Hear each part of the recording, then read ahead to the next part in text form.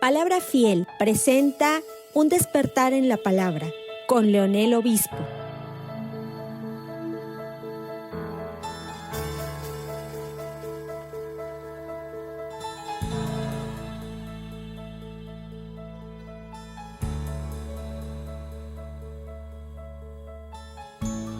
Seguimos con esta serie que acabamos de comenzar el domingo pasado. Le pusimos como título Siendo parte de la Gran Comisión.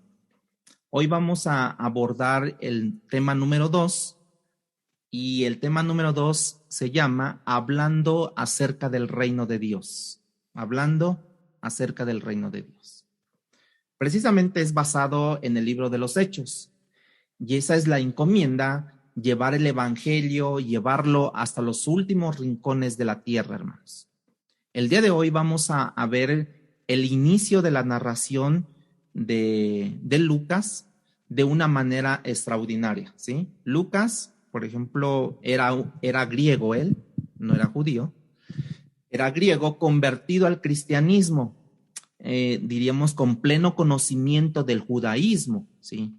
Era médico de profesión, ¿sí? Y es claramente identificada esta profesión que él tenía por el apóstol Pablo, ¿no? Cuando él escribe a la iglesia de Colosenses, ¿no? Él enlista una serie de personas que están con él, de colaboradores que están con él trabajando. En la primera lista, Pablo habla o dice que son de la circuncisión. Los que son de la circuncisión son personas judías, ¿sí? Judíos que estaban entre ellos Aristarco, Marcos, el primo de Bernabé, un Jesús llamado el Justo, ¿sí? Y hay otra lista que él pone que son de la incircuncisión, o sea que no son judíos, son griegos, son gentiles, ¿no? Que están entre ellos Epafras, ahí dice que es Lucas el médico amado, así le llama, Demas, Demas que en algún tiempo futuro lo abandonó y se fue al mundo otra vez, ¿sí? Todo esto nos da una idea de que Lucas era médico y también era gentil, que no era judío, era griego. Y obviamente él describe y acompaña al apóstol Pablo en algunos viajes misioneros y que vemos que él fue convertido al cristianismo. Y ese es el autor detrás de esta narración que vamos a leer, ¿sí? Ahora, esta narración, a pesar de ser histórica, hermanos, yo quiero animarles a que no lo vean como, o no lo vayan a leer o a escuchar o a estudiar en su momento, a medida que lo predicamos, como una mera historia, como si fuera una letra muerta. No, este es un libro que está lleno de aventuras misioneras, ¿sí? Por ejemplo, luchas de poder, persecución religiosa, encuentros de poder político, donde también el poder del Espíritu Santo, resurrección de muertos, señales, prodigios, visiones, terremotos por parte de Dios, conversiones dramáticas, habla de encarcelamientos, escapes dramáticos de prisión, golpizas, martirios, asesinatos, violencia, de multitud, de muchas cosas, ¿no? De rescates increíbles. Esta es una historia dirigida por Dios, ¿no? Y este libro que Lucas dedica de una manera especial a alguien que él denomina como Teófilo. Y eso vamos a hablar en unos momentos, ¿no? De una manera que nosotros pudiéramos ver en este libro, ¿sí? Muy espectacular, cómo es que Dios se mueve a través de todo lo que él hace. De nuevo, esto no es una historia muerta, esto es el plan de Dios, el desarrollo del plan de Dios para su iglesia, una iglesia donde tú puedes ver la poca fortaleza humana, ¿sí? De la iglesia, pero respaldada por un poder extraordinario que viene de lo alto. Y lo hace prevalecer, este poder de lo alto, el Espíritu de Dios, lo hace prevalecer en las peores circunstancias que ellos están viviendo en ese momento. Es la sabiduría de Dios, diríamos así, desplegada en el registro histórico. Si Dios está con nosotros, dice un pasaje de la Biblia, ¿quién podrá detener el avance de su iglesia? Y eso es exactamente lo que vamos a ver en este libro, ¿no? Hay un autor, Michael Green, en un libro que se llama 30 años que cambiaron al mundo. En este libro nos invita a descubrir quiénes fueron estas personas que cambiaron el rostro de la sociedad en ese momento. ¿Qué predicaron estas personas? ¿Por qué sufrieron oposición? ¿Cómo vivieron estas personas? ¿Cómo podemos aprender acerca de cómo ellos plantaron iglesias? Diríamos, de su cuidado pastoral, de su preocupación social, de su vida de oración y de sus prioridades. ¿Qué pudiéramos aprender la iglesia del siglo XXI, donde estamos usted y yo? ¿Qué podemos aprender con todo esto nosotros? Y que hay acerca también del discipulado y del liderazgo de la iglesia, que hay del Espíritu Santo que en realidad trajo un avance extraordinario a la iglesia. También de los dones espirituales, que si nosotros nos podríamos pensar que eran tan comunes en ese tiempo, ¿no? Los dones del Espíritu como parte de la vida diaria y cotidiana de la iglesia de la actualidad, de ese tiempo. Las respuestas a estas preguntas están en este libro, del libro de Hechos, que tú y yo vamos a comenzar a explorar, el libro de los Hechos, ¿sí? Ahora, vamos a entrar en el tema, vamos a entrar ya, ahora sí, a leer versículo 1 de Hechos, capítulo 1, versículo 1, del 1 al 3, ¿sí? Dice así: en el primer tratado, oh Teófilo, hablé acerca de todas las cosas que Jesús comenzó a hacer y a enseñar, hasta el día en que fue recibido arriba, después de haber dado mandamientos por el Espíritu Santo a los apóstoles que había escogido, a quienes también, después de haber padecido, se presentó vivo con muchas pruebas indubitables, apareciéndoseles durante 40 días y hablándoles acerca del reino de Dios. Hay muchas cosas que Lucas nos enseña en apenas 3 versículos que ya leímos. Y lo primero que él nos deja ver es que él escribió un relato anterior, ¿no? Porque está diciendo, en mi primer tratado, ¿sí? Un libro que antecede a este nuevo relato, ¿no? Del libro de los Hechos. La pregunta que alguien pudiera hacerse, si usted no conoce la información, es: ¿cuál es ese otro libro en el primer tratado que él escribió? Y la respuesta está en el comienzo del Evangelio Lucas. O sea, él escribió también Lucas. Vaya en Lucas capítulo 1, versículo del 1 al 4. Ahora, para que nosotros podamos ver la similitud de estos dos relatos y la conexión que hay entre ellos mismos, ¿sí? En el capítulo 1, versículo 1 al 4 de Lucas, nos menciona esto. Dice: puesto que ya muchos han tratado de poner en orden la historia de las cosas que entre nosotros han sido ciertísimas, tal como nos las enseñaron los que finalmente se apareció a los 11, tal como las enseñaron a los que desde el principio lo vieron con sus ojos, o sea, en este caso los discípulos, y fueron ministros de la palabra. Me ha parecido también a mí, después de haber investigado con diligencia todas las cosas desde su origen, o sea, que hizo un buen estudio, ¿sí? Escribírtelas por orden, oh excelentísimo Teófilo, para que conozcáis bien la verdad de las cosas de las cuales has sido instruido. Notemos cómo Lucas dedica su primer relato o volumen al excelentísimo Teófilo, ¿sí? Y luego, cuando escribe en su segundo volumen, que es el libro de los Hechos, le dice: en mi primer tratado, oh Teófilo, se estaba dirigiendo a él en primer persona, a Teófilo. Y Lucas asume que Teófilo conoce su primer tratado que él ya había escrito, que es el Evangelio de Lucas. La pregunta es saber quién es este Teófilo, ¿no? Hay muchas especulaciones. De hecho, Teófilo significa amado de Dios, ¿sí? Pero excelentísimo Teófilo se ha postulado a que quizás sea o fue un oficial romano de cierta categoría, ¿no? Diríamos un funcionario de la corte de romana. De manera que algunos piensan que Teófilo fue un oficial del Imperio Romano. No lo sabemos con certidumbre, pero cabe la posibilidad. Otros han especulado que Teófilo pudo haber sido el patrocinador de Lucas, ¿sí? En la antigüedad, los autores escribían y buscaban un patrocinador para que ellos pudieran costear el pago de las copias a mano. Así que el patrocinio no es nada nuevo, ¿verdad? Si hoy quiere buscar un patrocinio, no es nada nuevo. Nosotros tenemos evidencia de eso, ¿sí? Pero es posible porque Lucas quería que esto fuera copiado y fuera distribuido entre toda la gente, sus escritos de él, ¿no? Lo que sí la mayoría de los teólogos académicos están de acuerdo que esta historia que escribe Lucas está escrita en 2 volúmenes. Poca gente cuestiona eso.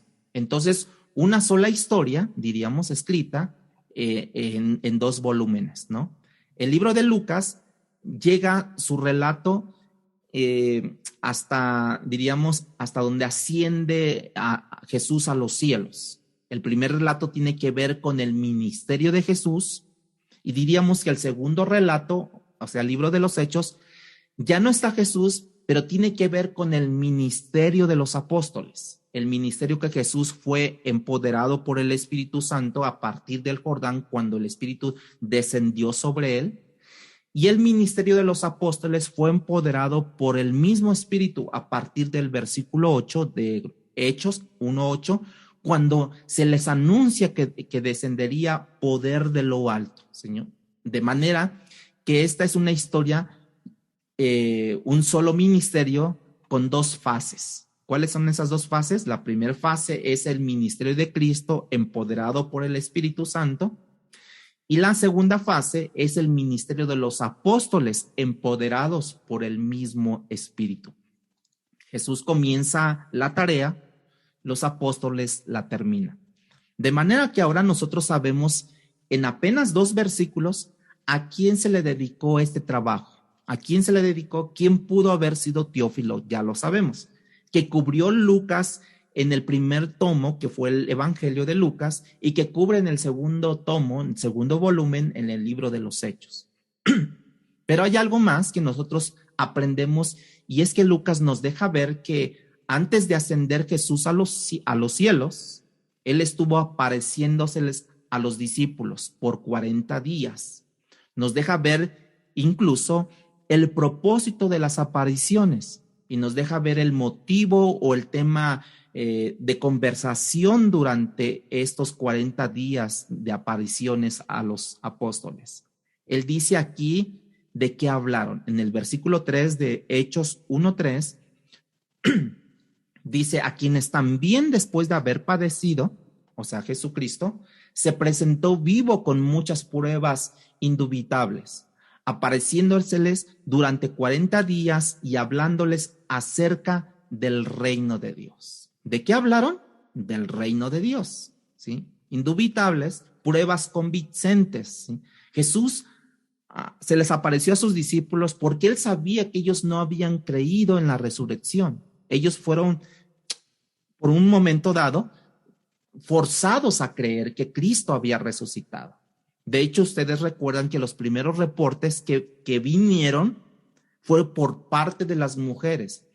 Ellos estaban encerrados en una habitación y pensaban que estas mujeres que habían corrido hacia ellos para decirles que había resucitado Jesús, estaban locas ellos, ¿sí? Él tuvo que mostrarles incluso sus cicatrices, sus huellas a Tomás, ¿sí? Tenía que dejarles pruebas convincentes, pero por otro lado, esas pruebas convincentes de que él había resucitado servirían precisamente para el resto de la historia de la iglesia en ese momento. Y probablemente esos hechos los iban a preparar cuando él ya no estuviera. No les dijo, me voy a estar presente con ustedes 40 días, así es que aprovechenme, exprímanme en todo lo que quieran saber. No les dijo nada de eso, pero sí él probablemente los prepararía para cuando él ya no estuviera. porque al principio, por esos 3 años que estuvo con ellos, hermanos, Cristo siempre les mostró y les habló sobre su segunda venida. Él tenía que garantizar a estos discípulos que habían quedado preparados totalmente, y entonces se les aparece Jesús, se les desaparece, se les desaparece, aparece, y así andaba durante 40 días. Ellos quedaron tan profundamente al final de los 40 días convencidos de que era el Cristo resucitado. Y queda claro que la iglesia de ese entonces nació y se expandió bajo la predicación de la muerte y resurrección de Cristo. Fíjense cómo es que nació esta iglesia, ¿sí? Y luego empieza a decirnos de qué hablaron, y allí es el título del mensaje: hablando acerca del reino de Dios. Todo lo que vamos a ver ahorita tiene que ver con eso. Los judíos tenían una idea errada del reino de Dios. Ellos estaban convencidos hasta ese momento, incluso aún después de la resurrección, que el establecimiento de ese reino implicaría el devolver a Israel el reino a través de las armas, a través de la violencia, a través de una guerra posiblemente social, con Cristo a la cabeza, ciertamente. Ellos pensaban, los judíos, que así iba a llegar el reino de Dios. Y por eso, unos versículos más adelante, en el versículo 6, le preguntan los discípulos a Jesucristo: ¿tú vas a restaurar el reino de Israel en este tiempo? ¿Sí? En el versículo 6. Y Cristo les informa: sí, pero aquel día y la hora no les compete a ustedes, ¿no? ¿Sí? Tendrían que esperar ellos a que ese reino, o sea, a que precisamente Dios les explicara más sobre ese reino que ya les había dicho y que no había quedado muy claro para ellos. Y ahora Cristo dice: pues sí, lo voy a restaurar, pero a ustedes no les compete cuándo, ¿sí? El tiempo. Si Cristo pasó 40 días hablando del reino de Dios, hermanos, ¿no crees que podamos pasar ahora unos 40 minutos hablando del reino de Dios? Él pasó 40 días. Nosotros por lo menos tendríamos que pasar esto, ¿sí? Como si eso fuera muy superficial, hermanos. Hablar de 40 días del reino y que nosotros habláramos nada más 5 minutos del reino, como que no hay congruencia a esto. Como el reino de Dios es algo que la palabra de Dios habla extensamente, ese tema, y yo quisiera que lo tocáramos el resto de tiempo que nos resta, ¿sí? Hablando sobre el reino de Dios. Lo que quiero es que vayamos asimilando la frase o las frases. Usted vaya asimilando. ¿Cuáles son las frases? El reino de Dios, el reino de los cielos, el reino de Cristo. Esas 3 frases son usadas, ¿sí? No hay diferencia a lo largo de las escrituras. Es lo mismo, pero diferentes frases, ¿sí? La frase que Lucas usa es el reino de Dios. Es una frase que aparece, por ejemplo, en Mateo 4 veces. Escuchen bien, Mateo 4 veces, en Marcos aparece 14 veces, en Juan aparece 2 veces, Lucas aparece 32 veces, ¿sí? 6 en el libro de Hechos, 8 veces por el apóstol Pablo en sus cartas y 1 vez en Apocalipsis, ¿no? ¿Por qué les traigo todo esto a mención? Si nosotros tomamos a Mateo, solamente Mateo usa la frase el reino de los cielos, no el reino de Dios, sino el reino de los cielos. Él utiliza más esa frase, porque en Mateo aparece 4 veces el reino de Dios, ¿sí? Pero la frase en Mateo también aparece 33 veces el reino de los cielos, ¿sí? Y aunque Mateo no nos explica la razón por qué lo utiliza más el reino de los cielos que el reino de Dios, que ya les dije que es lo mismo, ¿sí? Con toda probabilidad podemos ver que el hecho que Mateo escribió el reino de los cielos es porque él escribió para los judíos. Los judíos, cada vez que ellos pudieran evitar el nombre de Dios, lo evitaban hasta el día de hoy. Por ejemplo, al día de hoy, ellos no dicen Dios, ellos dicen Hashem, ¿no? Que es el nombre para no decir Dios. Hashem es el Padre, o sea, Dios es el Padre, hasta el día de hoy. Ellos evitan usar el nombre de Dios, así es porque entendemos hoy que Mateo habla sobre el reino de los cielos, no utiliza la frase el reino de Dios. ¿Sí me entendieron con esto, lo que les expliqué? Lucas, por ejemplo, escribió para una audiencia gentil, o sea, porque él era gentil, o sea, él era griego. Él no tenía problemas con la frase. Marcos escribió para los romanos, tampoco él no tenía problema, pese a que él era también judío, pero como escribió para los romanos, él no tenía problemas de escribir el reino de Dios, ¿sí? Juan escribió para diríamos, una audiencia universal, tampoco tenía problemas, ¿sí? Con esa frase, el reino de Dios, y lo usa con frecuencia, ¿no? Ahora, quiero unir unos conceptos, unas ideas. Por ejemplo, 40 días hablando Jesucristo acerca del reino de Dios, que nos dice Lucas. Pero nosotros tenemos una idea que para Jesús el concepto del reino de Dios era tan vital, porque 40 días hablando del mismo tema, o sea, quiere decir que para él era vital que su pueblo, que los apóstoles entendieran sobre este tema del reino de Dios. Porque cuando los discípulos se acercaron, ¿se acuerdan? En particular, algunos discípulos le dijeron, maestro, nosotros no sabemos cómo orar, enséñanos. Y una de las primeras peticiones del Padre Nuestro fue que dijo, venga a nosotros tu reino. ¿Se acuerdan de eso? ¿Sí? Esto era como una petición a Dios, venga a nosotros tu reino. Y esta da la impresión por sí sola que el reino es algo completamente futuro, venga a nosotros tu reino, ¿sí? Pero cuando examinamos las escrituras descubrimos que el reino es una idea futura, sí, pero también es una idea presente, venga a nosotros tu reino. Es algo que ya está, es algo que va también a venir en un futuro, en un tiempo, ¿sí? Entonces, el reino de Dios del cual hablaron por 40 días es una realidad presente hoy en día y es una realidad en el futuro. Y tenemos que definir bien ambas cosas. Pero porque esta realidad presente, hermanos, yo tengo que preguntarme de esto. ¿A dónde está el trono de Dios? Porque dice, venga a nosotros tu reino. Para haber un reino, tiene que haber un rey, tiene que haber un trono, ¿sí? ¿En dónde está? ¿En dónde existe? ¿Y en qué consiste el reino de Dios? Escucha lo que Lucas dice en el capítulo 17, en el Evangelio de Lucas, capítulo 17, versículo 21, hablando sobre ese reino. ¿De dónde, cómo existe? ¿En dónde está? ¿Y en qué consiste este reino? Lucas 17, 21 dice, ni dirán, helo aquí o helo allí, porque he aquí el reino de Dios está en vosotros.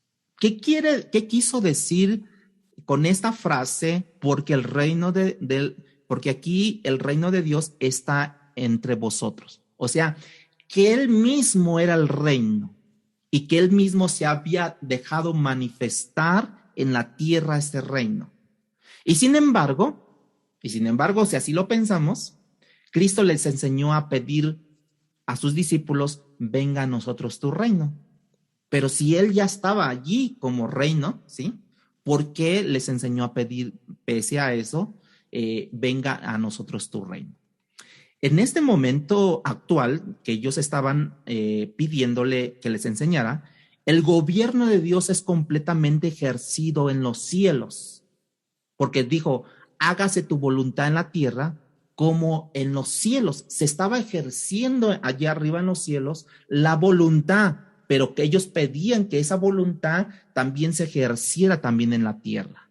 Sin embargo, vuelvo a decir, él mismo les enseñó, venga a nosotros tu reino. De manera que esta petición de la venida del reino aquí hay un reconocimiento aquí en la tierra que venga la voluntad de Dios. Precisamente porque no se estaba haciendo o no se está haciendo la voluntad, no se está llevando a cabo la voluntad de los cielos aquí en la tierra, y por eso es que ellos vienen y le dicen, venga a nosotros tu reino. En algún momento también ellos hablaban de un reino físico, ¿sí? Se ha instaurado en la tierra. ¿Qué es la petición del futuro? Venga a nosotros tu reino, Dios. O sea, porque Jesús cuando venga a reinar, vendrá su reino a reinar sobre la tierra. Esa es una manera futura. Pero en el momento presente era que estaba Jesucristo aquí en la tierra como, venga a nosotros tu reino, hágase tu voluntad. La voluntad del Padre era que Jesús viniera a la tierra y muriera por cada uno de nosotros. Entonces la voluntad será hecha de la misma manera que la voluntad es hecha en el reino de los cielos, se estaba haciendo en ese momento presente a través de la vida de Jesucristo en la tierra. Sea hecha su voluntad, ¿sí? Ahora, la voluntad de Dios en la tierra, aún en los creyentes, está siendo opuesta por todos los días, ¿sí? Por un reino de las tinieblas, ¿sí? Eso explica en parte por qué nosotros estamos como estamos. Eso explica en parte por qué tú escuchas en los noticieros todas las cosas que están sucediendo. Si Dios es soberano, ¿por qué las cosas siguen ocurriendo en la realidad física, en lo que vivimos, en lo que palpamos, ¿sí? ¿Por qué vemos nosotros que aún hay crueldad, aún hay maldad, si el reino de Dios está haciendo en la tierra?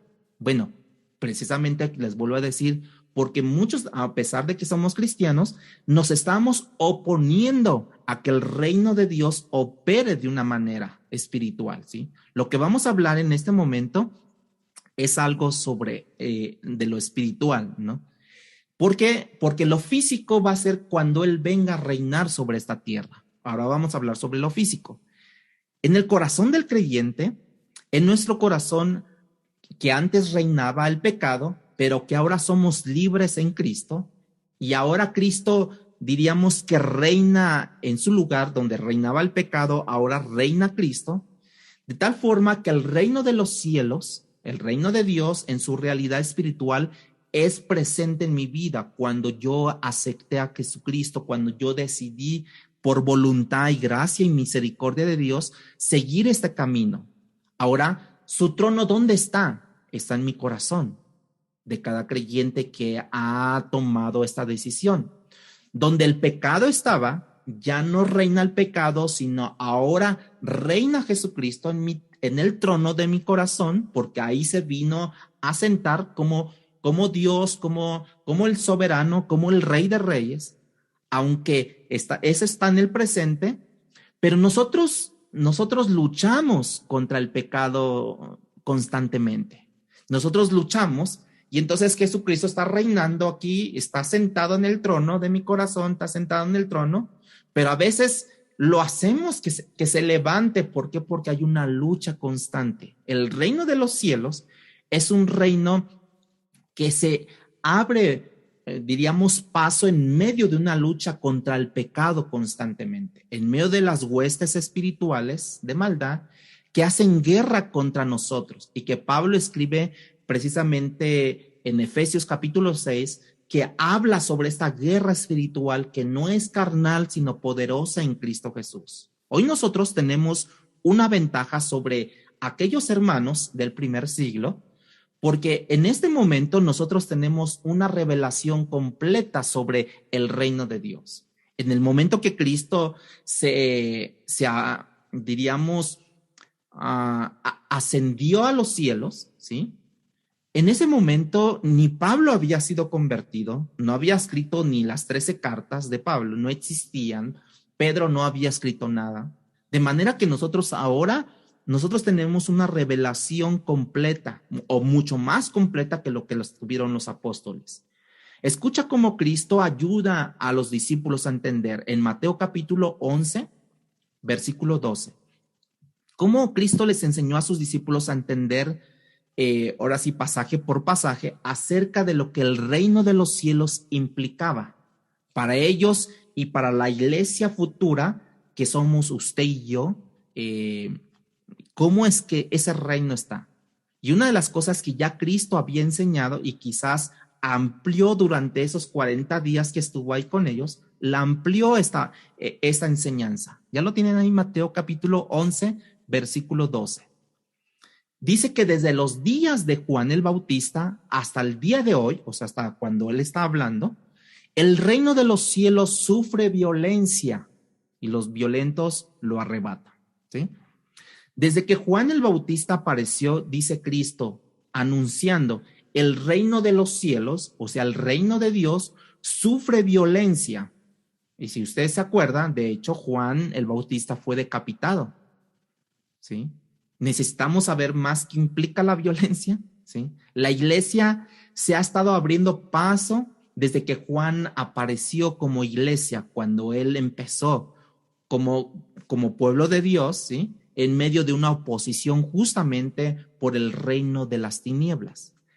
Al mismo tiempo, esta es una realidad futura. El reino de Dios dice que sufre violencia, pero también hay una realidad futura. En Mateo, ahí mismo, Marcos capítulo 14, versículo 25. Marcos 14, 25. Que les dijo, hablando de un reino futuro, les dijo a sus discípulos: de cierto os digo que no beberé más el fruto de la vid, ¿sí?, hasta aquel día en que lo beba nuevo en el reino de Dios. Allí está hablando sobre un reino futuro. Lo otro era un reino presente y ahora un reino futuro. Un reino presente que sufre violencia constantemente y un reino futuro ya con alcances victoriosos. Una realidad futura cuando nos sentaremos y volveremos a tener comunión juntos con Dios, sí, con Jesucristo, pero ahora ya no. Ese versículo es una realidad futura, una realidad espiritual, ciertamente sí, ahora en el presente para nosotros. Venga a nosotros tu reino. Uno de los diccionarios teológicos que consulté dice que el reino de Dios representa primordialmente, en primer plano, diríamos así, el gobierno de Dios y la autoridad monárquica divina, hermanos.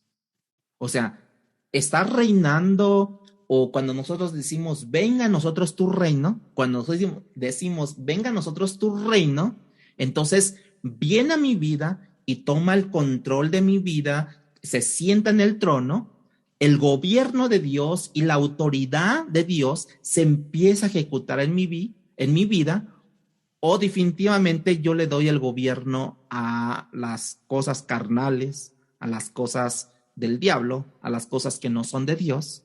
De ahí nosotros podemos decir que el reino de Dios consiste, escuchen esto, en el ejercicio de la autoridad soberana de Dios, en el pasado, en el presente y aún en el futuro.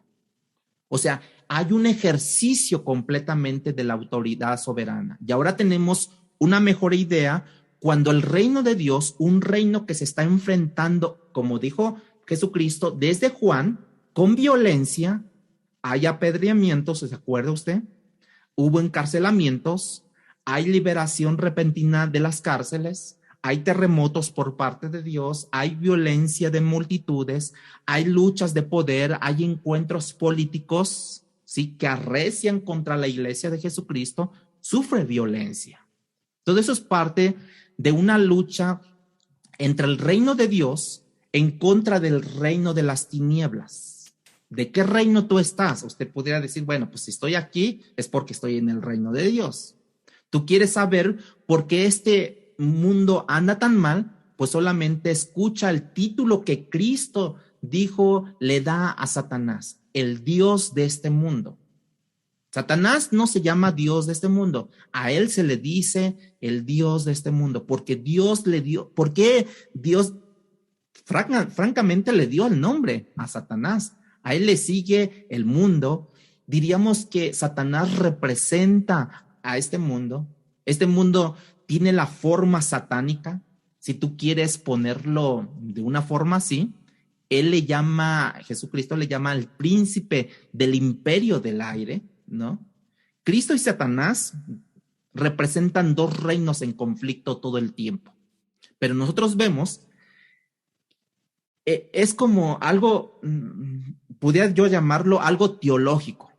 Nosotros vemos, es como algo místico, es como que algo que no lo podemos entender tan ligeramente esto, pero quiero darme a entender un poco más sobre este reino, decirles cómo se da esta oposición día a día. Satanás y Cristo representan dos reinos en continua oposición. Por ejemplo, ¿en qué? ¿En qué hay este conflicto? Por ejemplo, en valores, en metas, características, estilos de vida, de manera que uno es el reino de las tinieblas y el otro es el reino de la luz. Estos dos reinos que representan, tienen ciudadanos, por así decirlo, ¿no? Nombrados por Cristo de una manera, y que tenemos que tener bien claro cómo se llaman o cuáles son sus credenciales de este reino, cuáles son sus INES de este reino, ¿sí? Vamos a Mateo capítulo 13. Y aquí habla abundantemente, Cristo habla sobre el reino de Dios, sobre el reino de los cielos, y aquí hay 7 parábolas que habla sobre este reino, ¿sí? Porque todas tienen que ver con el reino de Dios o de los cielos. Y por eso Cristo pasó 40 días enseñándoles acerca del reino de Dios para que los discípulos o los apóstoles principalmente pudieran continuar su labor, ¿no?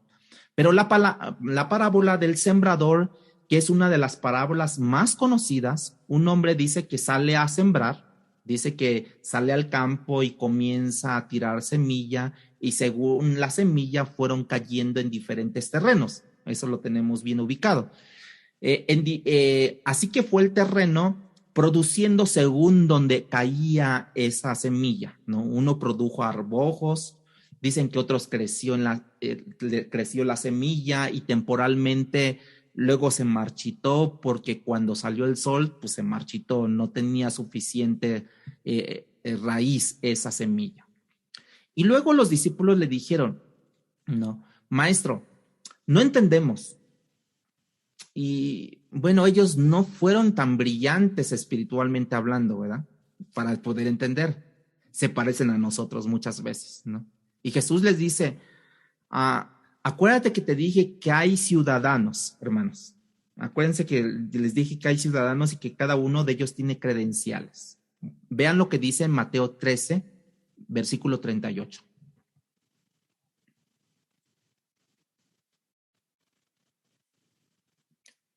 Dice, el campo es el mundo, o sea, donde tú vas a sembrar es el mundo.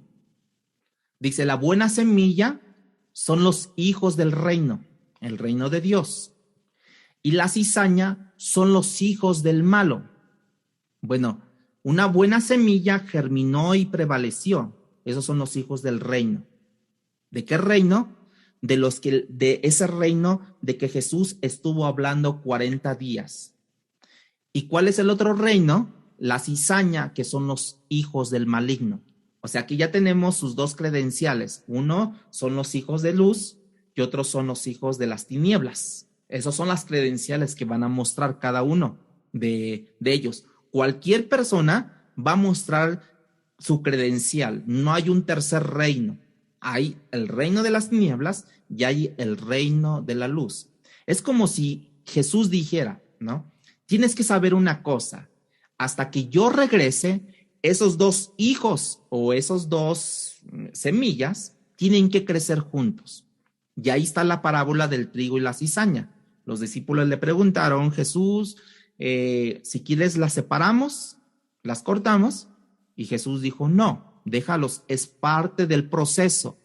Que lobos y ovejas estén juntos. Ahora, los hijos del reino, que somos cada uno de nosotros que hemos entrado en el reino de los cielos, diríamos que somos producto de haber nacido de nuevo, los hijos del reino que tienen que aprender a pensar. ¿Por qué? Porque estuvo Jesucristo hablándoles sobre el reino de los cielos por 40 días y les enseñó a pensar, porque el día que tú naces de nuevo, ¿sí? Al otro día no te levantas con una mente cristiana. ¿O sí? ¿Se levantaron con una mente cristiana al otro día? No. Tú tienes, ciertamente, cuando tú naces de nuevo, tienes una alma cristiana, una alma redimida, regenerada. El resto de tu vida es completamente pagano, al igual que el día anterior que tú naciste de nuevo. Hay que comenzar a cambiar eso, a pensar diferente, y tienes que pensar de esa forma como piensa el reino de los cielos. ¿Cómo es que este reino piensa? ¿Sí? ¿Y cómo es que este reino funciona? Porque de repente ahora, este nuevo reino te dice, ¿cómo te dice este nuevo reino? Para ser el primero, tienes que ser ¿qué? El último. Eso es lo que te dice. O sea, te enseña a pensar este nuevo reino. ¿Qué es eso? ¿No? Este nuevo reino te dice que para que tú seas el mayor, tienes que ¿qué? Ser el menor. O sea, como que todo al revés, ¿no? Esta nueva vida, supuestamente, para yo ganar mi vida, ¿sí? ¿Qué dice la Biblia? Tienes que perderla. ¿Cómo está eso? ¿No te modifica tu modo de pensar? Claro que sí. Si tú quieres vivir en el nuevo reino, tienes que vivir bajo las reglas del nuevo reino. Porque el viejo reino estaba allá, te enseñaba a decir, el que no tranza, no avanza. Y este reino te dice, el que no se humille, no será exaltado. Y ahora escucha más. La Biblia dice que las maldiciones que recibimos por causa de su nombre, las maldiciones que recibimos por causa de su nombre son una bendición. Y que el dolor y el sufrimiento que tenemos, ¿sí? En vez de ser algo que podamos nosotros evitar, dice la Biblia que es un privilegio si sabemos sufrir bien. Ya lo vimos con el apóstol Pedro, ¿no? En sus cartas. Ya lo vimos con Judas, ¿sí? Mira la cruz. El privilegio de ser seleccionado por Dios, tu hijo amado, ve a una tarea tan dolorosa como la cruz y Jesús ve como algo seleccionado por Dios para un tiempo doloroso, ¿sí? Y que fue un privilegio para él. Dijo Jesús, sí, yo iré. Pese a que le iban a decepcionar, pese a que le iban a fallar, sí, yo iré. Ser seleccionado como le pasó a Job, no por Dios.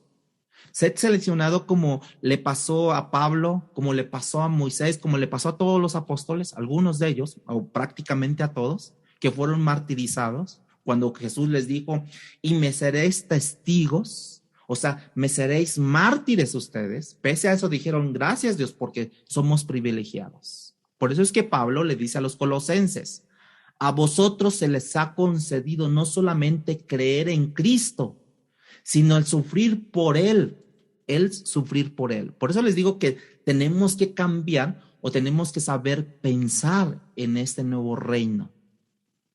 Se te ha concedido el privilegio de sufrir por Cristo. ¿Por qué? Porque, por ejemplo, tus amistades te dicen, mira, ya eres cristiano, uy, ya eres esto, ya eres aquello, y se burlan de ti y demás cosas. Se te ha concedido el privilegio de sufrir por Cristo. Si sabes sufrir bien, hermano. Eso es parte del nuevo reino, que los hijos tienen que aprender a pensar, aprender a vivir. Pero parte de esta lucha tiene que ver con el avance precisamente progresivo de esta iglesia que crecía. Mira cómo Juan describe en su primera carta, o sea, primera de Juan capítulo 2, versículo 8. Primera de Juan capítulo 2, versículo 8. ¿Cómo lo describe el apóstol Juan en su primer carta? Dice, sin embargo, os escribo un mandamiento nuevo. O sea, les traía algo nuevo, una revelación nueva, ¿sí? Que es verdadero en Él. ¿En quién? En Cristo Jesús. Y en vosotros, en ustedes, en mí, en todos nosotros. Porque las tinieblas van pasando y la luz verdadera ya alumbra. O sea, que la luz verdadera son los hijos del reino de la luz, que son la luz del mundo, que son la sal de la tierra. Y en la medida que este evangelio avanza, hermanos, progresa, diríamos así, de esa misma manera las tinieblas van siendo replegadas. Y de esa forma el reino de las tinieblas va perdiendo seguidores y el reino de la luz va ganando seguidores. Aunque usted no lo vea, aunque usted no los vea, en el mundo espiritual va creciendo así. Acuérdense que estamos hablando de lo que Jesús estuvo diciendo en esos 40 días, hablando acerca del reino de Dios. El plan era que el Hijo vendría y proclamaría la verdad. La verdad penetraría en el corazón del hombre, que precisamente es el primer muro que tiene que atravesar la palabra. Es el primer muro de resistencia de la palabra del reino de los cielos. Escuchen, diríamos que el reino de los cielos se está abriendo paso en medio de una resistencia de oposición. ¿O no lo creen así, hermanos? ¿No creen que se está oponiendo? Desde los días de Juan, dice la Biblia, sufre violencia. El primer muro de resistencia para el avance del reino de los cielos es tu corazón y es el mío. Pero eso fue antes de convertirnos, porque te hablaron de Cristo y tú te negabas. Tú decías, ay, después, pero llegó un momento donde penetró tanto la palabra de Dios que tú abriste tu corazón y dijiste, ok, pero fuimos en ese primer momento, fuimos resistencia, fuimos el muro que Dios tuvo que atravesar con esa espada de dos filos que penetra hasta partir el alma. ¿Sí? Una vez convertido el corazón, el hombre, el reino de Dios comienza a extenderse a otros que están a tu alrededor y hay una transformación. Pero esa transformación, a diferencia que los judíos creían que sería una transformación tipo revolucionaria, tipo militar, no se da con armas del mundo, como ya lo expresaba el apóstol Pablo, porque nuestras armas no son carnales, sino poderosas en Cristo Jesús, lo menciona. El peor ejército que tú puedas encontrar no es visible, hermanos, porque es el pecado del hombre acumulado, que son manejadas, articuladas por las huestes espirituales de maldad. Entonces Satanás es llamado el Dios de este mundo. Este mundo tiene un Dios, este mundo tiene un reino. Eso no va a permanecer para siempre así. Satanás poco a poco va a ir siendo desplazado de su reino, este reino del mundo que está siendo ganado poco a poco por Cristo. Ustedes sabrán o no sabrán estadísticas, pero en el mundo constantemente misioneros están yendo a lugares remotos, predicando la palabra, porque hay una promesa, hasta que esta palabra se predique a todo el mundo, entonces vendrá el fin y vendrá Cristo a reinar. Precisamente el libro de Apocalipsis lo dice exactamente sobre esto. Por ejemplo, Apocalipsis capítulo 11, versículo 15. Apocalipsis 11, 15. ¿Sí? Aquí nos relata Juan el final de la historia. Nos dice qué pasó al final. Nos dice quién gana esta batalla, quién gana esta guerra espiritual, ¿sí? Aunque nosotros vemos físicamente que nos agreden físicamente, nos agreden psicológicamente, nos agreden de una u otra manera, ¿sí? Pero aquí hay una guerra que es ganada. Dice en versículo 15 de Apocalipsis 11, el séptimo ángel tocó la trompeta. Y hubo grandes voces en el cielo que decían, los reinos del mundo han venido a ser de nuestro Dios, de nuestro Señor y de su Cristo. Y él reinará por los siglos de los siglos. Ese es el final de la historia, la culminación de la historia redentora. diríamos que es el establecimiento del reino. No más reino del mundo, solamente el reino de Dios. Entonces, ¿quién gana? Dios. Él es el ganador, ¿sí? Nosotros hoy vivimos en el reino del mundo, pero el reino del mundo ha sido invadido por el reino de la luz.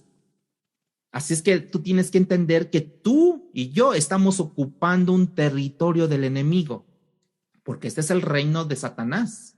Este es el reino de Satanás. Por eso es que cuando los discípulos dijeron, enséñanos a orar, y Jesús les dice, venga a nosotros tu reino, una de las peticiones es que Jesucristo ya estaba ahí entre ellos. Cuando nosotros decimos, venga tu reino, es que yo lo tengo en mi corazón a Jesucristo. De manera que a la medida que caminamos en este mundo, si me permiten la ilustración, vivimos en un campo minado, hermanos. En un campo de las bombas antipersonales, que no sabemos dónde están, ¿no? Y que vamos con mucha diligencia pisando, ¿sí? Pero esas bombas no son físicas. Esas bombas son tentaciones que constantemente tenemos. ¿Cuáles son las tentaciones? Bueno, acabamos de pasar por el Halloween, ¿no? O Día de Muertos. ¿Cuáles son las tentaciones? Pues voy a vestir a mi hijo de esa forma. Pues son tentaciones. También es falta de entendimiento de la palabra. Voy a vestirme así, voy a convivir con ellos, voy a convivir de la ofrenda, y todo eso son tentaciones y falta de entendimiento. Con esa idea, hermanos, de lo que es el reino del mundo representa, cuando Cristo les enseña a orar y les dice que pidan que venga a ellos el reino, en el presente eso implicaba o implica en el presente para ellos y para nosotros implica el señorío de Cristo para el creyente.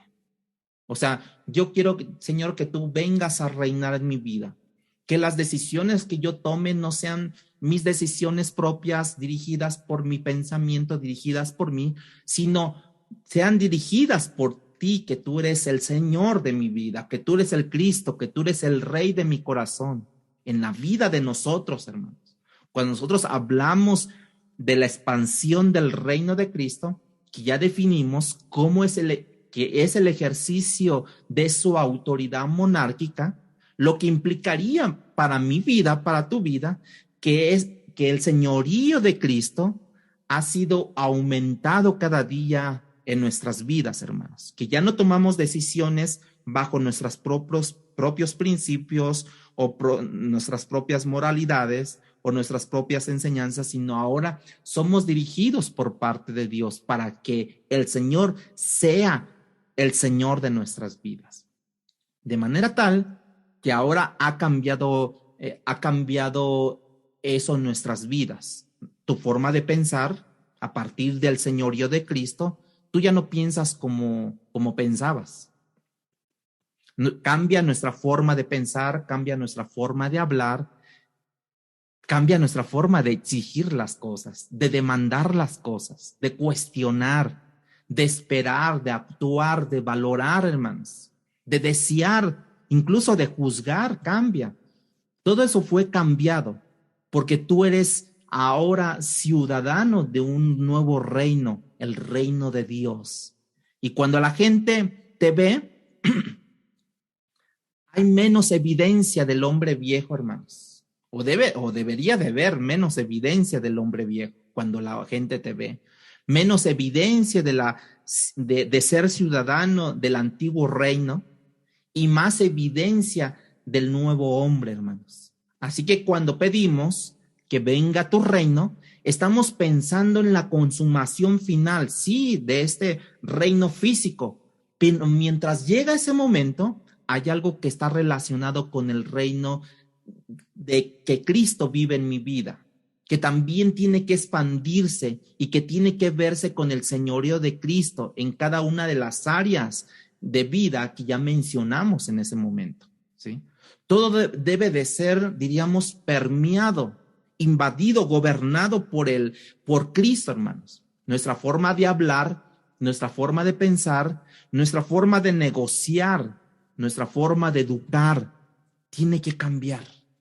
De manera que la extensión de su reino aquí en la tierra, como ocurre, es a través de una persona, y esa persona es Jesucristo. Tú ganas una persona a la vez en la historia redentora, y cada vez que el evangelio transforma una vida, esa vida transformada, moldeado por el evangelio, es una evidencia más que el reino de la luz está continuando o se está expandiendo en contra del reino del maligno. Ese reino de Cristo continúa, diríamos, abriendo paso en medio de la oposición del reino de las tinieblas, pero avanza y va a avanzar hasta la consumación de los tiempos. Antes de terminar con la explicación de lo que implica la frase venga tu reino, hay algo que debe de existir, y esa existencia o eso que menciono entre esta petición es una oración de lo que Cristo dijo, venga tu reino. Y el último mandato de nuestro Señor Jesucristo, ¿se acuerdan? Mateo 28, 19, 20, que fue el que la gran comisión. Sería lógico pensar que si esta es la oración modelo, venga a nosotros tu reino, y el último mandato de la gran comisión, con estas dos deberían coexistir o ser conectadas estas dos frases, venga tu reino y la gran comisión. Cuando Cristo dijo, ir por todo el mundo y hacer discípulos a todas las naciones, Él está diciendo con otras palabras, vayan por todo el mundo y extiendan mi reino por todo el mundo. Venga a nosotros tu reino, ya lo tenemos en nuestro corazón, ahora expandan ese reino por todo el mundo. La gran comisión es el proyecto misionero más grande que se haya emprendido en el comienzo de la obra misionera, ¿sí? De aquí el libro de los Hechos, ¿no? Comenzando en Jerusalén, ¿no? Por ejemplo, Jerusalén para los judíos hebraicos, para la Judea, para los judíos helenistas, ¿sí? Para Samaria, los samaritanos, para los confines de la tierra, todos los gentiles, incluyéndonos a nosotros mismos, ¿no? Que estamos incluidos en este nuevo orden, ¿sí? Entonces, a partir de eso, nosotros entendemos que este evangelio precisamente fue para todos nosotros. Nosotros somos los confines de la tierra y nosotros tenemos que expandir este evangelio. Mi pregunta es, hermano, ¿a cuántos nosotros les hemos hablado de Dios? ¿Cuántos saben? ¿Cuántos conocen que Cristo vive y reina? Que yo lo demuestre no solamente con palabras, sino con hechos, con felicidad y decir, Cristo ha cambiado mi vida. Mira, mi forma de pensar era así, pero vino el reino de Dios, vino la consumación en mi vida, el proyecto de Dios a mi vida vino y me cambió y soy nueva criatura. Para seguir estableciendo la relación de esta petición, venga tu reino y la gran comisión, que es la extensión del reino, hermanos, quisiera que viéramos rápidamente varios pasajes para que tú puedas leer. Así es que vamos a ponernos rápido en las citas bíblicas. ¿Cómo Cristo llama el evangelio? Mateo 4, 23. Vamos a ver. Cuando Él comienza precisamente a proclamar el evangelio para la expansión del reino de los cielos, Él le llama de una forma. Mateo capítulo 4, versículo 23. Vean cómo lo menciona aquí Jesucristo, ¿sí? Para la expansión del reino. Y recorrió Jesús toda Galilea, enseñando en las sinagogas de ellos y predicando el evangelio del reino y sanando toda enfermedad y toda dolencia en el pueblo. Vamos ahora, Mateo 9:35. Aún así, dice, recorría Jesús todas las ciudades y aldeas, enseñando en las sinagogas de ellos y predicando el evangelio del reino y sanando toda enfermedad y toda dolencia en el pueblo. Y luego dice Mateo 24:14. Perdone, estoy yendo muy rápido, pero es necesario. 24:14. Y será predicado este evangelio del reino en todo el mundo para testimonio a todas las naciones, y entonces, ¿qué dice? Vendrá el fin. Aquí diríamos que está la consumación anunciada, claramente hasta el fin. Claramente estableciendo que vendrá el juicio final cuando la gran comisión sea completa, hermanos, ¿sí? Pero la gran comisión terminará cuando este evangelio del reino sea proclamado a todos los confines de la tierra. Nosotros estamos viendo el reino de Cristo venir a cada persona, cuando cada incrédulo le entrega su vida al Señor.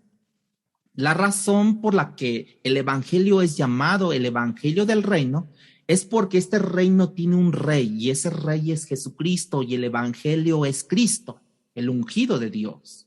El evangelio es un mensaje, pero el evangelio también es una persona. ¿Cuál es esa persona? Es Jesucristo mismo, el evangelio.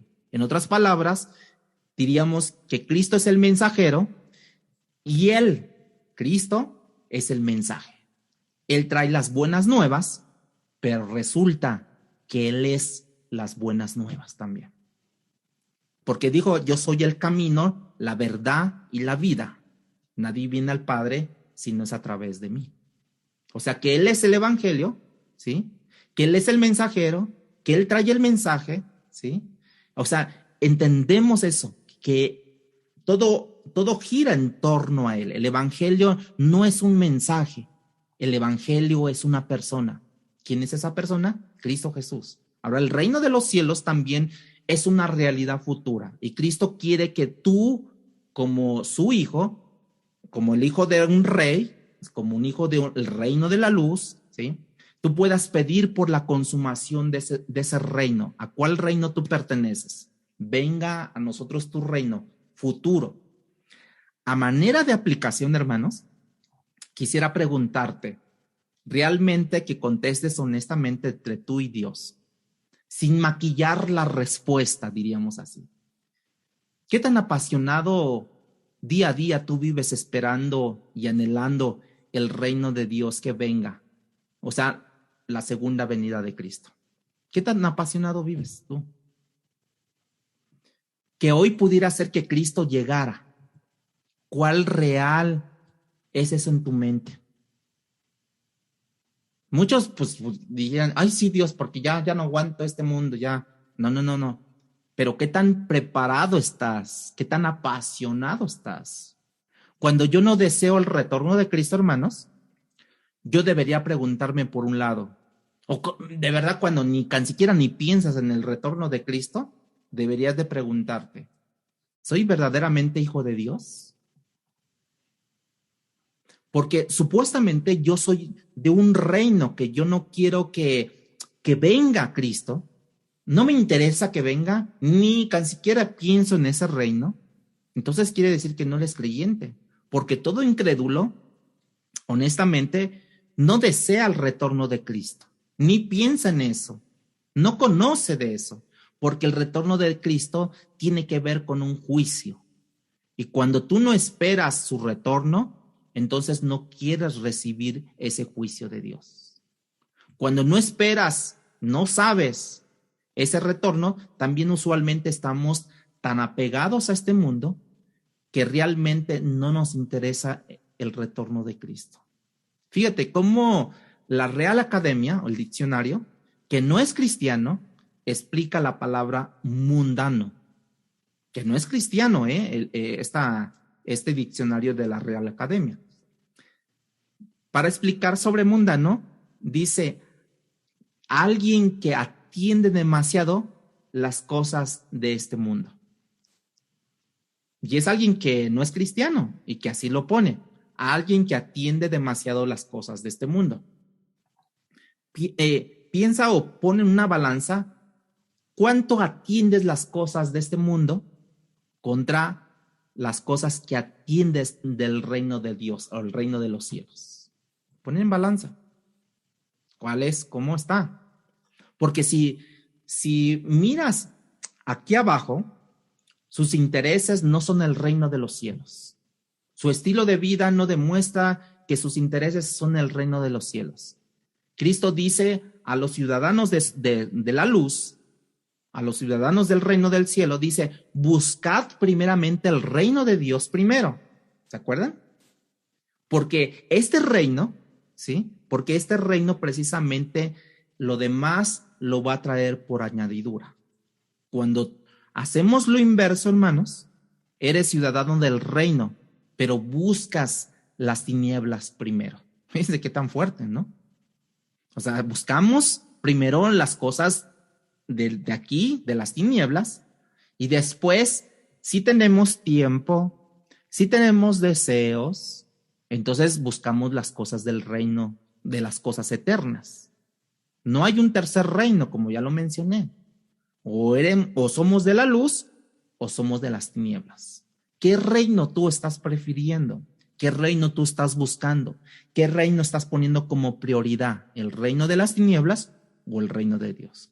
Y tú sabes que cada paso que nosotros damos, cuando nosotros entendemos esta insubordinación, diríamos, en el reino de los cielos, cuando pasa esa, sabemos lo que pasó en el cielo.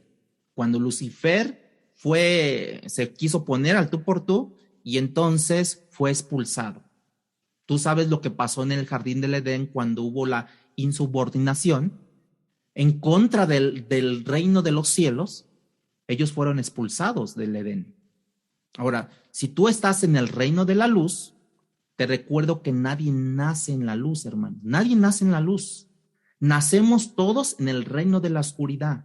La pregunta es, ¿cómo pasó del reino de la oscuridad al reino de la luz?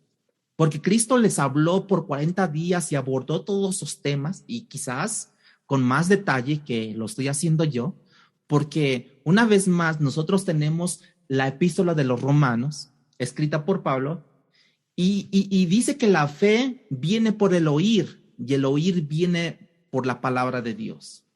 Y eso debió explicarle en su momento dado Jesucristo a los apóstoles, porque ellos no tenían este conocimiento y pasó 40 días. Entonces, ¿cómo vamos a pasar de un reino a otro?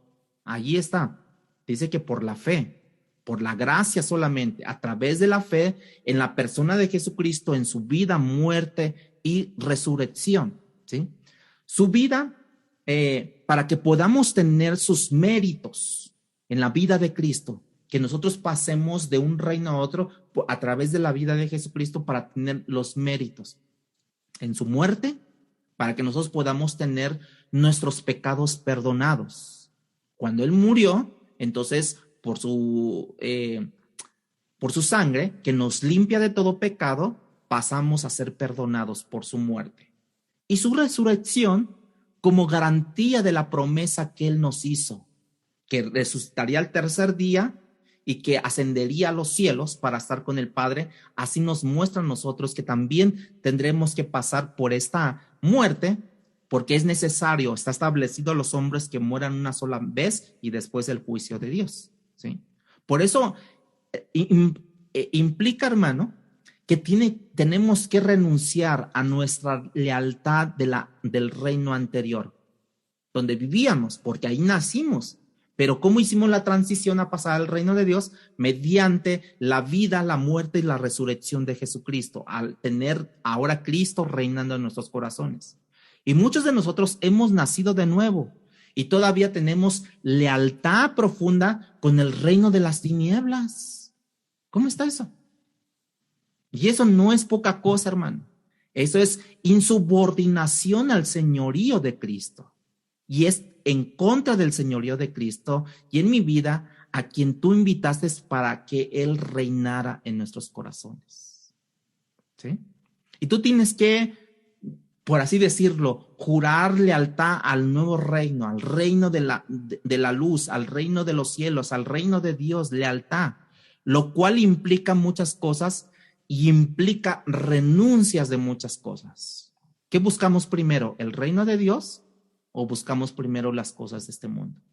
Cristo le dijo a Nicodemo, Nicodemo, tú puedes ser un maestro judío, porque era un maestro judío, pero en verdad te digo, si tú no naces del agua y del espíritu, tú no puedes entrar al reino. ni ver el reino de Dios. ¿Por qué tengo que nacer? Diríamos así. Porque estaba muerto en mis delitos y en mis pecados, como lo menciona el apóstol Pablo. Y ningún muerto puede entrar en un reino de vivos, hermanos. Y eso es lo que Cristo explica en Mateo capítulo 22, en el versículo 30 y 32 también. ¿Sí? Cuando dice, yo soy el Dios de Abraham, el Dios de Isaac, el Dios de Jacob. Dios no es un Dios de muertos, hermanos, sino es un Dios de vivos. Así es que cuando nacemos de nuevo, Cristo restaura mi corazón. Si el señorío es débil en mí, yo vivo insubordinado. Si yo no busco primeramente las cosas de Dios, las cosas del cielo, entonces yo estoy viviendo de una manera insubordinada. El pecado que reinaba en mí tiene que ser destronado, tiene que ser quitado su poder, ¿no? ¿A través de qué? De la santificación. ¿Cómo adquiero la santificación? Bueno, la santificación orando a Dios, leyendo su palabra, escuchando de Él, ¿sí? Y Cristo fue ahora entronado el día que yo vine a sus caminos, pero todavía yo no reconozco completamente el señorío y su gobierno sobre mí, porque la inclinación de la balanza al día a día, vemos que se inclina más al pecado, se inclina más a las cosas de este mundo y no hacemos lo que Jesucristo dijo a sus hijos, buscar primeramente las cosas del reino de Dios y su justicia, y lo demás vendrá por añadidura. Así es que, hermanos, no hacemos tiempo para pasar con Dios. ¿Por qué? Porque hay una insubordinación. Pero se lo damos más al trabajo, se lo damos más a nuestros placeres, se lo damos más a nuestros afectos, de las cosas que vivimos en esa tierra, que a las cosas de arriba, ¿sí? Donde principalmente habla sobre los tesoros. No encontramos tesoros porque no los buscamos, los tesoros de los cielos, sino que somos más materialistas que cualquier otra generación que haya existido anteriormente. Hoy por hoy los celulares, todas las plataformas y todo eso ha traído una revolución donde nos ha cambiado, nos ha truncado nuestra forma de ser, ¿no? Y vemos nosotros que los discípulos, ellos entendían sobre esto, quedaron tan impactados esos 40 días, quedaron tan impactados de lo que Jesucristo se aparecía, desaparecía, aparecía, desaparecía, y todo hablando esos 40 días sobre el reino de Dios. Y eso fue el caso de estos primeros discípulos, hermanos. ¿Te acuerdas quiénes fueron esta gente? Que no podían, dice la Biblia, que no podían dejar de hablar de aquello que habían visto y oído. ¿Quiénes fueron estas gentes que cambiaron el rostro de esa sociedad? Y unas preguntas como conclusión de este mensaje que quiero hacer, y quiero que respondas tú honestamente en ti mismo. Y como dice la Biblia en Hebreos, si hoy oí su voz, no endurezcáis vuestros corazones. No endurezcáis vuestros corazones. Y la pregunta número 1, que es, ¿está Cristo reinando en tu vida? No es la pregunta si tú recibiste a Cristo en tu corazón. Y aún yo pudiera decir que esa frase no es la adecuada para expresar mi salvación, si yo recibí a Cristo en mi corazón. No es. ¿Estás viviendo verdaderamente el señorío de Cristo en cada una de las esferas donde tu vida tiene incidencia? Otra de las preguntas es, ¿qué estás haciendo para que ese reino se extienda en tu vida? El crecimiento del señorío, y no solamente en tu vida, sino en la de otros. ¿Les compartes de Dios? Y hablando de compartir, ¿qué estamos haciendo con la gran comisión que Dios nos ha dado, ir por todo el mundo y predicar el evangelio a todas personas, ¿no? ¿Estamos haciendo eso, hermanos? La forma de unirnos a esta gran comisión es continuamente encontrado hacerlo intencionalmente. No cuando se me presente, sino hacerlo intencionalmente. ¿Qué es intencionalmente? Ir por ellos. La forma de compartir el mensaje detrás de la vida, como lo dije, de la muerte y de la resurrección como garantía, recordando todo el tiempo que cuando lo hacemos esto es porque entendemos que esa tumba está vacía. Miren, usted puede ver documentales o ir allá al Medio Oriente. Allí en la tumba de Buda, ahí están los huesos. En la tumba de Mahoma, ahí están sus restos. En la tumba de Jesús no hay nada. ¿Por qué? Porque esa tumba está vacía. Hablando acerca del reino de Dios. Y de eso hemos hablado hoy, hermanos. Honra el reino al cual tú perteneces. Muestra lealtad al reino del cual tú fuiste transferido de las tinieblas a la luz admirable. Muestra en tu vida que tú tienes mucho menos evidencia del hombre viejo y mucho más evidencia del hombre nuevo.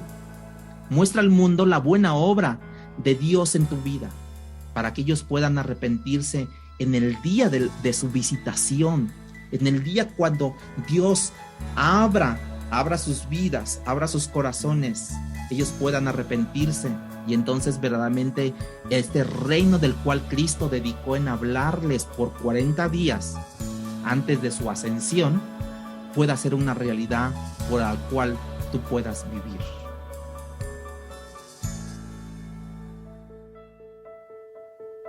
Palabra Fiel presentó Un despertar en la palabra.